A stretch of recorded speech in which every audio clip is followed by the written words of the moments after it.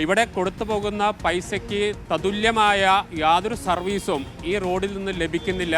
അത് നമുക്ക് ഈ റോഡിലൂടെ യാത്ര ചെയ്താൽ, മണ്ണുത്തി ഇടപ്പള്ളി ദേശീയപാതയിലൂടെ യാത്ര ചെയ്താൽ വളരെ വ്യക്തമായി മനസ്സിലാകും.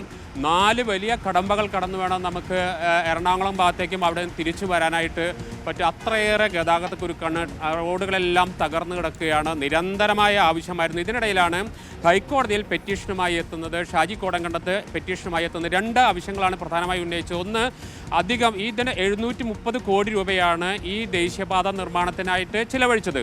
ഇപ്പോൾ ഏകദേശം 1500 കോടി രൂപയുടെ അടുത്ത് പിരിച്ചു കഴിഞ്ഞു. അതുകൊണ്ട് തന്നെ ഇനി ടോൾ പിരിവ് നിർത്തണമെന്നതാണ് പ്രധാനപ്പെട്ട ഹർജിയായിട്ട് കൊടുത്തത്. അതിന് ഉപഹർജിയായി നൽകിയതാണ്.